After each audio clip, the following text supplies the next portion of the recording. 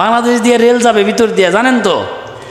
এখন আমাদের মন্ত্রী মিনিস্টাররা বলতেছে সমস্যাই নাই, অন্য দেশের লোকজন অনায়াসে গাড়ি নিয়ে আমাদের বাংলাদেশ দিয়ে যাতায়াত করে অন্য আর এক রাষ্ট্রে যাবে। এইটাকে বলা হয় ট্রানজিট। ট্রানজিট কাকে বলে? মনে করেন আপনি ভারত থেকে গাড়ি ছাড়বেন, নেপালে যাবেন, কিন্তু বাংলাদেশ পার হতে হবে, বাংলাদেশের বুকের উপর দিয়ে চলে যাবে, এটাকে বলা হয় কি? ট্রানজিট। এটা আমাদের প্রধানমন্ত্রী রাজি হয়েছেন। আমাদের প্রধানমন্ত্রী তো শুধু দিয়েই আসতেছেন, কি বলেন?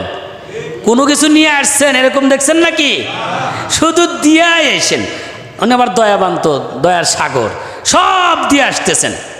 অথচ প্রতিদিন সীমান্ত এলাকায় প্রতিদিন আমার দেশের ভাইয়েরা বোনেরা মারা যাচ্ছে, কথা বলেন ঠিক কিনা? বিএসএফ এর গুলি খেয়ে প্রতিদিন মারা যাচ্ছে। কি আদর, কি ভালোবাসা! এদিক দিয়ে রাস্তা নেয় আর ওদিক দিয়ে আমার দেশের জনগণকে গুলি করে মারে। এইটা বুঝি ভালোবাসা নাকি বলেন? এইটা ভালোবাসা? কোষের ছুরি কোষ কাটে, এই ধরনের বুকে টেনে নেয় আর ছুরি মারে, আর সেটা আপনি গ্রহণ করতেছেন। এটা কয়দিন চলতে পারে? এগুলো বন্ধ করা উচিত আমার ভাইয়েরা। যাই হোক, আমাদের দেশে যেগুলোর কোনো মূল্যই নাই সেই নিয়ে আলোচনা। 15 লক্ষ টাকা ছাগল বিক্রি করছে, এই নিয়ে অস্থির হয়ে গেছে, এই ফেসবুকে এই নিয়েই চলতেছে।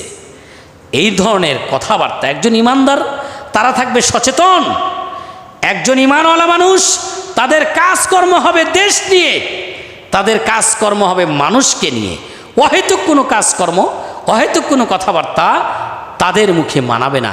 আর দেশের সর্বোচ্চ পর্যায়ে যারা ব্যক্তি তারা চুরি করে দেশ থেকে পালিয়ে গেছে, তাদেরকে শাস্তি দিতে যা যা করা দরকার তাই তাই করতে হবে, কথা বলেন ঠিক কিনা? এগুলো না করে 3 বাহিনীর প্রধান দেশ থেকে সম্পদ চুরি করে নিয়ে বিদেশে চলে যায়, বাংলাদেশের মানুষ না খেয়ে মরে। হজ করতে গেলে 7 লক্ষ টাকা, ভারত থেকে হজ করতে গেলে 2 লক্ষ, পাকিস্তান থেকে 1.5 লক্ষ, আমার বাংলাদেশ থেকে 7 লক্ষ টাকা লাগে।